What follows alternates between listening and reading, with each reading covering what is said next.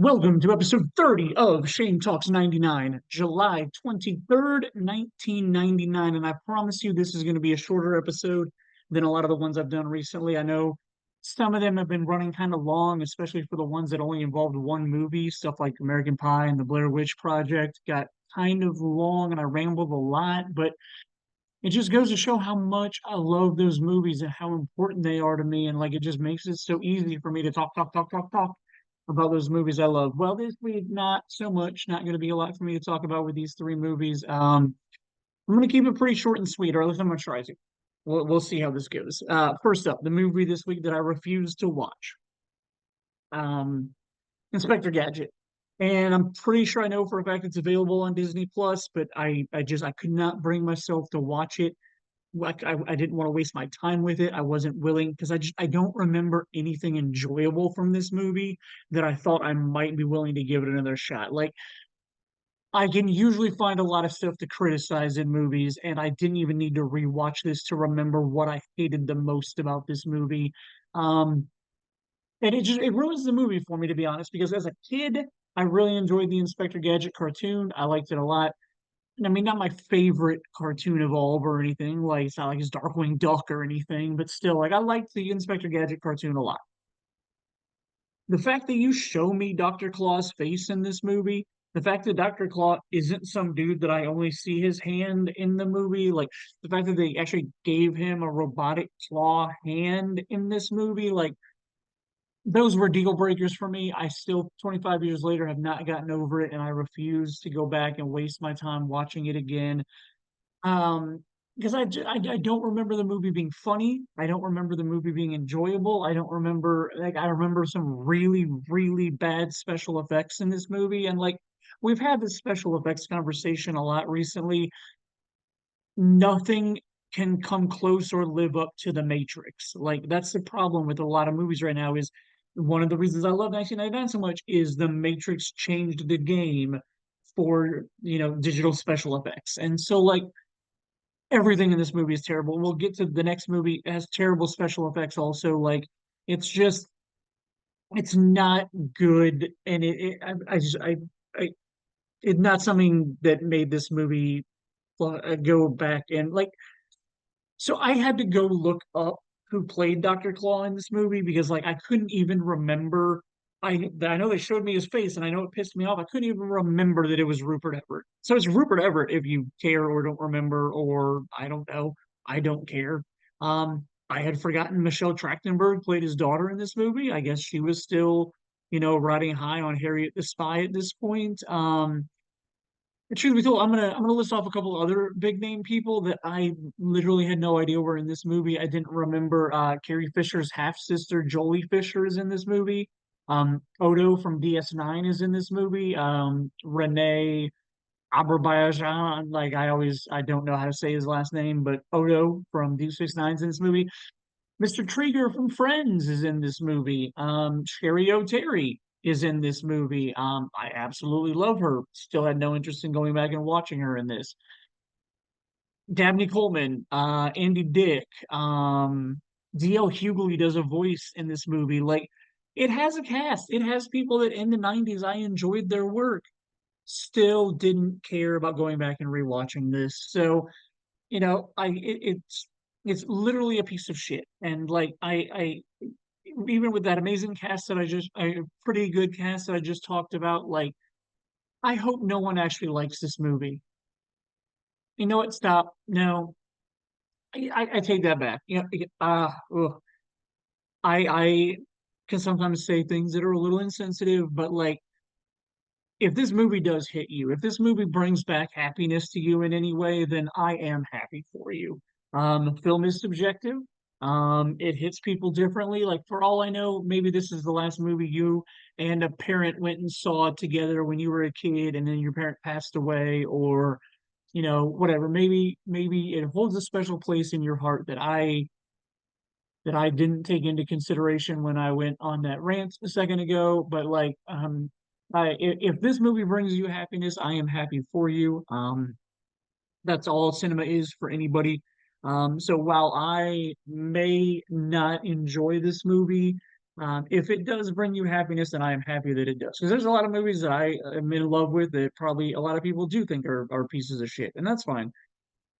So if Inspector Gadget from 1999 with Matthew Broderick brings you happiness, then I am happy for you, and you just embrace that. I personally don't like this movie at all. The thing that sticks out the most about this movie isn't even in the movie. 1999, working as floor staff at the Clearwater Movie Theater, I had to build the standee for this movie. And like standees, there was one of two paths that a film studio could take. They could send me a really nice and easy standee, which was usually just a box, and that box had the poster for the movie in the front of it. And it was just a giant, huge, like 6 foot tall rectangle. Some of them had three lights and fluorescent lights in the back of it that I would then have to wire together with some extension cords, plug it in, and it would light up the movie poster. Um, some of them were just, cardboard on the front, just squares. Sometimes Paramount would get fancy, and Paramount would, instead of the front of it being a straight up and down square, and sometimes Paramount would make the front of it just slightly angled a little bit. That added like 10 minutes of build time to it, just because the piece is a little more difficult to get the slots and the knots. Like, so those are the easy ones. Those were the squares. It took me like 2 hours to build one of those. Like Dave Mayer would give it to me and be like, "Here, Shane, this is what you're doing this afternoon," and I would build it, and I loved it. Then there was the difficult standees, the hard standees, the annoying standees, the fancy as fuck standees. The like, we just have to be so convoluted and like make it a like 2 day project for you to put this thing together, or I'd have to stay late. Like if I was almost done and I didn't want anybody else to try to finish it before I came in the next day, like, and that's what the Inspector Gadget standee was. It was like this, I don't know, 10, 12 foot wide rectangle. I had to, build the whole back rectangle first, and then I had to build the gear that was on the logo for the movie. And then I had to like put together like Matthew Broderick and Dr. Claw and put them inside the gear. And so it's like a like a three-dimensional multi-layered thing. Pretty sure Inspector Gadget's claw or a hand or whatever was on like a spring or a spiral of some kind that I had to put together. And like, oh, the trauma I'm going through just reliving this day long. Maybe it even took me 2 days. I can't remember. I just remember being over right side of the lobby by cinema 7, 8, and 9, and just like on the floor for hours. Like a lot of times, like those easy, ones I was telling you about, they were like 4 pages. And I was at the point like I didn't even need the instruction manual anymore. I'd done so many of them. They were just the exact same setup, just with different, posters or whatever. But this was one of the worst standees I ever remember putting together. And maybe the fact that I was so upset about putting this standee together, coupled with the fact that when I previewed this movie, I was so upset with it. Like maybe that's where a lot of this animosity is coming from towards this movie. But I have said more than I ever expected to say about Inspector Gadget right now. So again, if you like it, congratulations. I do not at all. Let's move on to the next film. Liam Neeson, huge in 1999. We just saw him in The Phantom Menace like 2 months ago. Now he came out with a movie called The Haunting. It's a supernatural attempt at a thriller that has like a sort of decent plot. That's just like really terribly executed. So like I haven't watched the Netflix series. I know there's a Netflix series that's based on the same book. It's The Haunting of Hill House. But back in 1999, right before this movie came out, I remember going to the video store back when I got VHS tapes from the video store, and I got the 1963 version of this and they're both based on that same book, directed by Robert Weiss. And I remember really digging the movie. Like, it would have been like 25 years old at that point. Oh no, even more than that. I saw it. My math is terrible. I was like 35 years old at that point. And like I remember watching the original and actually being kind of like creeped out for how old of a movie it was. And like it wasn't like super scary, but it had some moments in it that I thought were pretty well done and well executed for what it was. But like then we get this 1999 version that brings in all of this paranormal stuff. And if you've listened to the regular podcast ever, when we've talked about horror stuff, you know that like paranormal stuff is not my jam. I'm not saying I hate all of it, but like I just don't get scared by paranormal stuff. Like I get scared by like a slasher dude walking around with a knife or an axe, or calling me on my cell phone asking me what my favorite scary movie is. Like those things scare me. Ghosts absolutely don't scare me at all. Like just they don't. I don't find it scary. And so like that's this, and this isn't like a horror movie. Like this isn't like I'm not connect or like trying to compare it to like Paranormal Activity or any of those like paranormal scary thing. Like this is an attempt at a thriller that just goes down the paranormal route, and I just and like I said with the previous film, this movie suffers from the fact that like the special effects in this movie are bad. Like they are so far behind the Matrix. Like when I was talking about the 13th floor a couple of weeks ago, like the 13th floor has bad special effects, but like they're not horrible special effects. They're just like, oh, this is what I expect from, late 90s special effects. It's not on par with the Matrix. This makes me feel like it's like a 1991 made for TV movie, like just garbage special effects, like cringe-worthy bad special effects. Like Max Headroom special effects look better than this. Like I don't understand. And the worst part is like when I was reading about this, like Phil Tippett did these special effects, and he done the special effects for Jurassic Park. Like, how do you go from making something so amazing and believable with Jurassic Park to doing the special effects for this movie and just making it look so bad? I just don't get it. I don't understand. It's so disappointing. The cast doesn't save this movie. I already mentioned Liam Neeson. But then like we've got Lily Taylor, we've got Owen Wilson, we've got Catherine Zeta-Jones, and like they don't do anything to save this garbage script.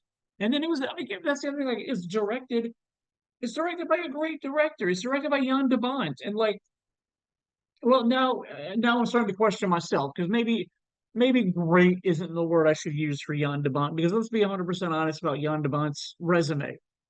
He's cinematographer and a director of photography for a lot of really great movies. His directing career started with Speed, amazing movie, love the movie. His second film, Twister, another one that's like in my pantheon of summer movies that I love and enjoy. And then he followed that up with the sequel to Speed. Don't know how they got him to come back and do the sequel. Then he followed that up with The Haunting, this movie. And then he's only directed one other movie, and that was the Laura Croft sequel in like 2003. So I'm putting Jan de Bont as like two good movies out of five that he's directed. Like I understand why he stopped directing. Like he just unfortunately does not like he hit it out of the park with those first two movies. It's just like the Shyamalan effect. Like directed two really good movies, didn't keep on pace with where I expected him to go. So like as I said, this is a garbage script, and the script is the worst part about this. I don't know if he owed Paramount or Universal or whoever, Amblin or whoever it was that made this. I don't know if he owed them money or whatever, but like the worst part about this movie is like the script in 1996 started out as a project between Stephen King and Steven Spielberg. Like that that has some high hopes involved with those two guys that are involved in it. And then like creative differences caused Stephen King to leave the project. Spielberg decided to back out of directing, and so I'm pretty sure he's just a producer on the movie now. Stephen King took his version of the script and went off and redeveloped it as a TV miniseries called Rose Red, which I remember watching. I think it was on like the Sci-Fi Channel or whatnot. I remember watching it back in the 90s. I don't remember liking it or loving it, but I also don't remember it being terrible like this. Like I just don't. I know I watched it. I just don't have a memory of an opinion on it. So like I'll take that over rewatching The Haunting this weekend, knowing that I hate it because like it was just garbage. Maybe someday I'll revisit Rose Red and see if it's good or bad. But like I just oh man, The Haunting, not worth the revisit that I gave it this week. And like the last movie to talk about this week is the one that I wanted so badly to revisit, the one that I really, really had high hopes of rewatching and hoping that it lived up to what I remember it being. And I ended up screwing myself out of watching this movie, and I'm so mad at myself about this. The third movie I'm talking about is Drop Dead Gorgeous. It's like a black satirical comedy with like some crazy over the top performances that I really remember laughing a lot about. Like in my mind to this day, I remember watching it with Jason Mayer, and the girl riding the tractor goes over the hill while they're interviewing. I can't even remember who they were interviewing, but they're interviewing her, and then like the tractor explodes, and they literally killed off like one of the main characters in the movie. Like, it's terrible. They killed this girl off, and I remember it being hilarious. Like, it's such a dark, like at this point in my life, I was just starting to get into like the mockumentary stuff. Like, obviously, I'd seen Spinal Tap, but like Christopher Guest, like his type of work, and like most of these, I think probably were like after that time, like around or after that time period. But like he would go on to do stuff like Best in Show and A Mighty Wind. Like the mockumentary thing was becoming a thing, and like I think I like this one because it was so dark. It was ridiculous. Like it was crazy the stuff that they were putting on film, and then like there's death and there's murders and there's like all these people that are going around acting like it's like just accidents. Like, oh man, we can't believe all this bad luck and terrible stuff that's going on. But like you come to find out that it's like murder and like I don't know, like it's just so over the top that I remember enjoying how bonkers this movie was. Like you got Kirsten Dunst and Denise Richards as like the main characters that like both of them I remember just their characters being so in denial about reality that it was fun and funny to watch. And like you've got the like naivety of their characters about like not really knowing what's going on around them and like great like female cast with like Kirstie Alley and Ellen Barkin and Allison Janney was in this movie. Like, and they all played terrible adults, and it's hilarious. Um, Great supporting cast with actresses like Brittany Murphy, Amy Adams, and Mindy Sterling. Nora Dunn is in this movie, and then two male comedians that I love their work. Thomas Lennon and Will Sasso are both in this movie. Like I was so hyped about getting to rewatch this movie and like see if it holds up to how much I remember loving it. But I'm dumb. I'm really dumb. So this film's not available for streaming anywhere, which is we're getting we're getting into the lesser known movies from 1999. And like, well, I think Drop Dead Gorgeous has a good cult following out there somewhere. Like, for whatever reason, nowhere here in the United States streams it. It's not even for purchase. Like, I would have bought this movie if I had to. Like, if iTunes had it for sale, I would have bought it. I would have loved to have been able to watch it.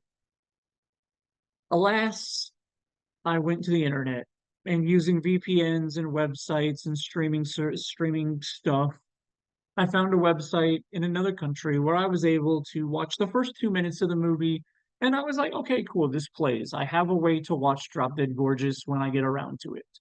And then last night I sat down and I went to my bookmarked web page. I turned on my VPN and then I went to this other place and then I went to this other website and I hit play on Drop Dead Gorgeous. And what do I get? A little pop-up. Our servers are overloaded. You should pay for a premium service. If you pay for a premium streaming service, you don't get throttled on overloaded servers or whatever the message said. Essentially telling me we want your $25 if you want to watch this movie. So part of me was upset that I didn't even watch it that first night when the servers weren't overloaded and it didn't ask me for $25 for a premium subscription. And then a part of me is upset that when I knew it wasn't available for streaming anywhere, and I knew I was recording this episode tonight, and I knew that I really wanted to rewatch this movie, I should have reached out to Chris Schneider or Jason Richardson, and I should have asked them, "Do you own this on DVD?" Because they probably do. One of the two of them probably owns it. I own a large amount of DVDs. Like at my prime, I was over 2,000. I'm probably cut it back down to about 1,000 DVDs that I own now But like those two guys put my collection to shame. Like I feel like I got a pretty decent collection. I like what I've held on to over the years. I have gotten rid of too much of my 1999 stuff. At one point, I owned Drop Dead Gorgeous on DVD. I don't still own it. In my ventures out in public to used places, I have not found a copy of it yet. Every month, I go out at the beginning of the month and try to find all the ones that I don't already own for 1999, and I unfortunately was not able to come across a copy of Drop Dead Gorgeous, either on VHS or on DVD. I try to find it on any format that I can. Um, so I should have reached out to those guys because, like I said, some pretty big collections. And one of those movies that, like, I worked with both of them at the time. It probably holds a special place, with both of them. That probably could, like, Jason Richardson for sure. Like, I feel like that's like a movie that he probably likes because of how weird it is, but I didn't. And so I didn't get to rewatch it. And I will forever be sad until I get to see this movie again to see if it holds up. I'm going to be back in 5 days because we have another Wednesday release coming up, and that Wednesday release is one that's really fun. It's one that's already streaming on HBO Max, so I know I can watch it. Pretty sure I own the DVD of it over there. I am excited for the next episode, which is going to be Deep Blue Sea. Yep, the shark movie. And yeah, I talked a lot of shit about the crocodile movie last week. This one really isn't that much better of a plot, but I had a lot more fun with it. So it's on HBO Max. I'm going to get to rewatch it, and I look forward to talking about it in 5 days. I will see you then.